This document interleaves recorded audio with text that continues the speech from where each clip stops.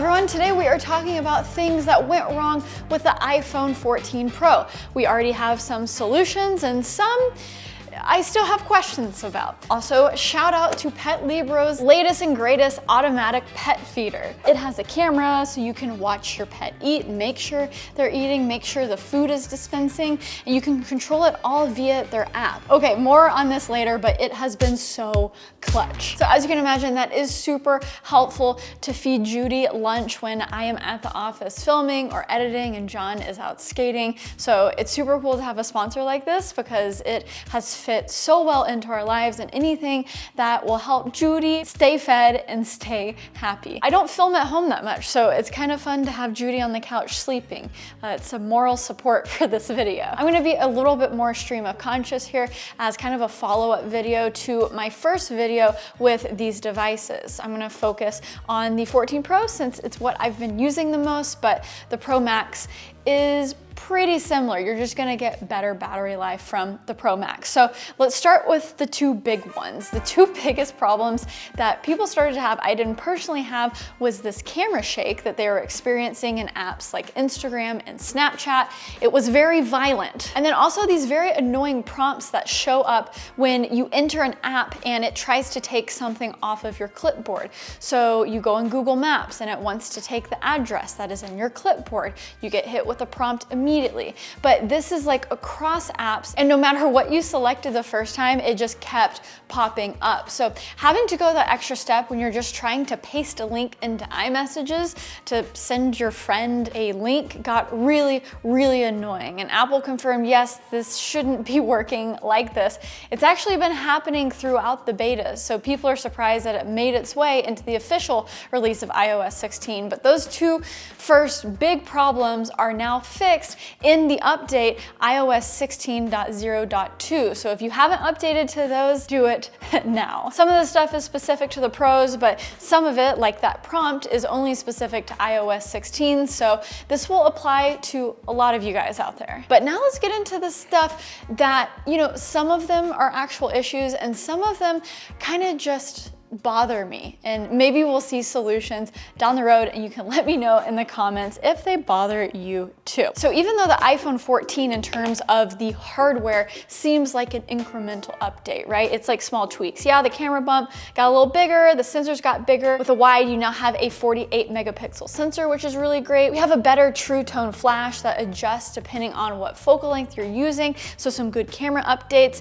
Really, a lot of the big updates comes via software, whether it's via iOS 16, it's the dynamic island, which is a blend of that hardware and software, or the always on display, which again is a blend of hardware and software because it kind of requires the latest LTPO display that can change the refresh rate of the screen down to 1 Hz all the way from 120 Hz so it doesn't waste your battery. But let's start there. Let's start with the battery and always on display. Now that the iPhone 14 Pro has been in my life for weeks now, just beyond the initial testing, there is a significant battery drain. The battery compared to the iPhone 13 Pro is significantly less. And this follow-up video was needed because in my initial video, I did a very basic test where I basically just left the Pro Max always on display on for a while, right? For 24 hours. And the only curveball that was thrown to the iPhone were the notifications coming in occasionally. So after those 24 hours, the battery only went down 5%. I was like, this is great. This is no problem. However, once I started going out and about and living my life and the always on display, adjusting its brightness wherever you are, because the always on display will be darker if it's in a dark room at night versus maybe you're in your car and your phone screen is locked, but you still want to see the always on display, so it's going to be brighter in those circumstances. Minus the times where I'm accidentally turning my phone on and it's activating Face ID saying, "Where's your face, Sarah?" I've done that a lot. I'm the type of person who just carries so many things in one hand. I'll have my phone, my wallet, my keys, everything in one hand, and the iPhone will just be vibrating like, "Where is your face?" So that was a little annoying initially. That's something I just had to get used to. But I will say that always on display, just in everyday life when I'm working at my desk, having it on, my MagSafe dual charging Lab 22 stand has been extremely handy because I just have the time at my face at all times, the widgets. So I have found it extremely useful in my life. However, it has affected the battery life. Like at the end of this day, you know, a day of like filming, working a little bit, after 5.5 hours of screen on time, and it's like 5:50 now, so I still got a solid like 5 or 6 hours of the day, my battery is already at 27%. It's pretty bad. Definitely in comparison to the 13 Pro. Another day, another battery drain. Okay guys, when I'm using the camera a lot, obviously, historically, it uses more battery, right? But I just don't think it's ever been this bad. So we have 50 minutes of camera, some social media, but only 3 hours of screen time, and I'm down to 22% at 3 p.m. Like, I know it's the camera. Basically, the first week that I had this phone, I don't really judge the battery because we're just getting into the swing of things. Let's focus on the future. But now that I've lived with it more, it seems like even just beyond always on display, the battery is just worse. Now, people say other things affect battery life too. If you have the haptic feedback turned on, where, you know, your phone's vibrating at you every time you type or do something on your phone. But I think the biggest upgrade that we've had, and something that we haven't seen with the iPhone, you know, a upgraded lock screen, is definitely the biggest factor for the battery, and something I guess we're just gonna have to wait a little bit for Apple to really fine tune. In the beginning, when I was seeing the screen time, I was like, oh, this is really different. I was thinking, should I switch back to my iPhone 13 Pro? Because the Pro Max is just way too big for me. I've tried to switch to it, but I can't. And the more I use the iPhone 14, the more I actually find myself attached to the always on display. I'm like, I can live life without the dynamic island, I can. But seeing the time at all times, as someone who just very rarely wears a watch, I'm like, oh, I've actually already grown used to this. A couple other ones, so dynamic island, you know, I do actually find it useful. Sure, it can be a little gimmicky, but I actually like it a lot. I think it's fun. There's a lot of fun things that developers are doing, but something I would love to see eventually is to just have more useful information on the island. When I'm listening to music or listening to a podcast, having that visualizer up there looks cool, but it's not super functional. I feel like it would be more useful to see how much time I have left in a podcast or something like that. But then once you click on the island, then that's where you have, you know, more functional buttons that you can press. And this is one that I think I've said before, but I would love to see the mute and unmute option when you long press a dynamic island when you're on a phone call, because really that's what I need all the time when I'm on a phone call. But instead, I have to click it and go into the full phone call UI in order to do that. Having the headphone select in between, like toggling in between headphone and speaker, doesn't make that much sense to me to have up there on the dynamic island. Notifications. I feel like I'm just losing more notifications than normal for some reason. In iOS 16, when you swipe down from the left side from your home screen, it no longer shows all of your notifications. It did on iOS 15, and I would love to see that back. Of course, you can always swipe up to view everything, and I instantly changed my notification settings to list view. I'm not the biggest fan of the new default settings. And I have to say, even though a lot of the iOS 16 animations are beautiful, the one that really gets in the way is how all of the notifications populate when you do swipe up. It is much easier to just see in the normal list view without the animation, just like in iOS 15. I think this is an example where Apple is trying to make things more pretty, but it's less functional. I've been sharing a lot of this on Twitter before the YouTube video, and it seems like, hey, a lot of people are experiencing the same things, but there's always a few that don't. So feel free to leave whatever comment you want down in the comments below. I'm just trying to share what I'm experiencing, and hopefully it helps. I guess I'll say the last thing is I would love to see more flexibility with wallpapers. So now we have a really beautiful UI to switch in between wallpapers. You know, you can create sets of lock screens and home screens that go together. You can long press and then toggle in between them, almost like you're changing Apple Watch faces. You can do them really quick now, which is cool. But something really weird is they made all of these beautiful wallpapers and you can't mix and match them. So if you want the cool fish wallpaper as your lock screen, but then then want one of the gradients for the home screen, you can't do that. For some reason, the home screen has a totally different selection of things. And honestly, it's barely anything. You can choose a color or like a blur, or you can just upload your own photo, which I feel like is super weird. I should be able to choose from the same wallpapers that you can choose for the lock screen, for the home screen, and mix and match, right? And also, Apple, bring back dynamic wallpapers. Those were so cool last year. So when you go into dark mode, the wallpaper gets darker, and then light mode, it changes to the light mode of the wallpaper. Dynamic wallpapers, bring them back. I have no idea why they're not there. Like, what? Okay, so we don't want to talk about problems the entire time, right? Let's take a more positive turn. But before that, I'm gonna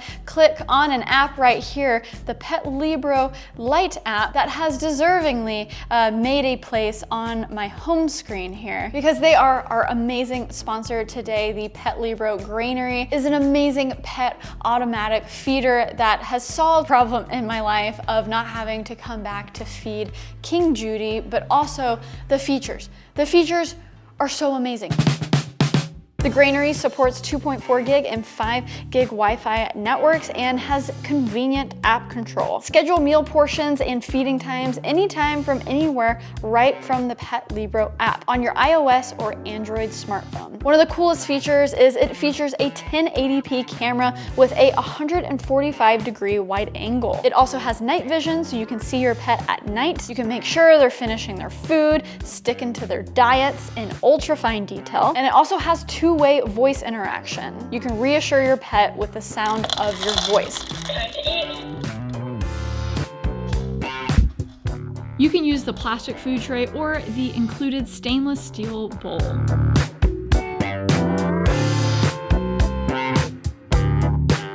The feeder does plug into an outlet, but just in case maybe electricity goes out, you can install these batteries as a backup. And before we do that, if you see the little slot, that's where you can actually put a micro SD card slot. This is where the memory system comes in handy. As soon as the motion detector senses your pet's movements, the card automatically saves the video of their actions. And then you simply open up the app and you can view the clips.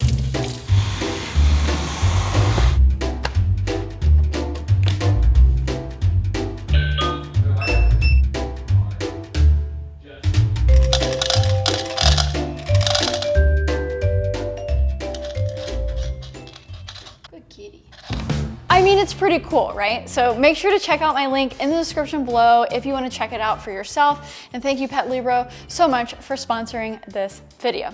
Okay, so let's start with a little tour of my iPhone 14. The widgets I'm using are the time widget. I love to see the different times in the world. It's very helpful for meetings, West Coast, East Coast, and London, so I know what time it is across the pond. And then over here, sadly, we have the stock market. We have the top 3 stocks that I like to track. And yeah, it's been brutal out there, guys. Okay, so let's unlock the phone screen, give you a little tour. And as you can see, I have one of the nice iOS 16 wallpaper pairs as the home screen. And like I mentioned earlier, the only way that you can get this is if you also set it as your lock screen, which is so annoying. Anyways, okay, so this is my home screen. Nothing too special, but I feel like I haven't done one of these in a while to show off my widgets. So I usually have weather at the front and center. It is still so hot in Texas. I am so jealous of my friends back in New York that are like, fall is here. It's so lovely. And then I have the calendar to see if I have any meetings coming up. It's good to have those two things front and center. And then the other widget down in the bottom is where I have more of my like productivity stuff. So I have 2 Notion widgets, Lab 22 and my videos. And then I also have, oh, that's exposing something. And then I have some widgets from the app Things. I've been using the Things app a ton. It is a great to-do app. It is the only to-do app I've really clicked with, and I have continually used it for, I guess, like half a year now, or maybe even a year, I don't know. It's the only to-do app I've actually stuck with. And then this first homepage is what I use the most. We have some note apps, we have Snapdrop, which is basically just a Safari page that I saved as a app. That comes in handy when transferring content from my iPhone to my PC. We have LastPass, because we all need a password manager.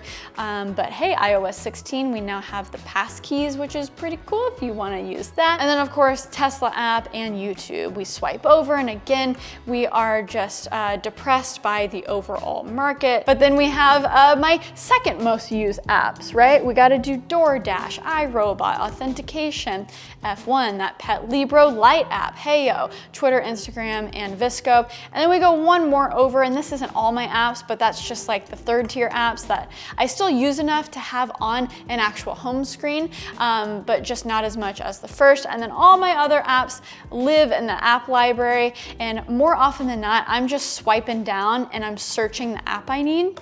I do that a lot. Okay, moving on from what is on my iPhone, I feel like I'm doing several videos in one. Hopefully this isn't a 30-minute video.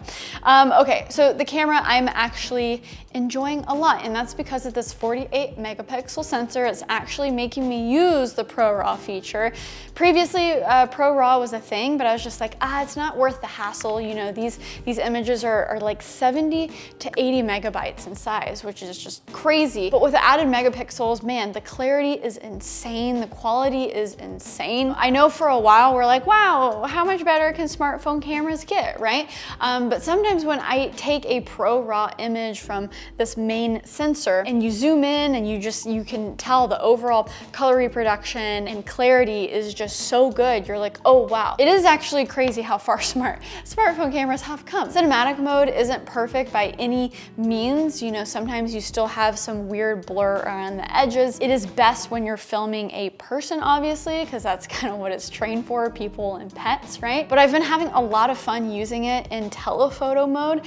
It looks really good, and now having it in 4K 24, I feel like has really made this feature actually usable. Hopefully you're enjoying some updated pictures and videos, and it's not just all Judy. It probably will be all Judy, but you know. And so yeah, that is it for me. We have some problems, we have some things that I am enjoying. I just wanted to do a little bit of an update from the iPhone 14 Pro. If you enjoyed this video, make sure to give me a like and subscribe, like for Judy, the beautiful Judy, and make sure to check out my link for the Pet Libro granary. It is good. It works exactly how you want it to work, and it just has so many cool features. It's so cool that something as simple as just like, hey, feeding your pet can be so techy and so useful. I love it. So check out that link in the description below, and until next time, everyone, well, stay peachy. Okay, bye. Oh, the camera's too far away.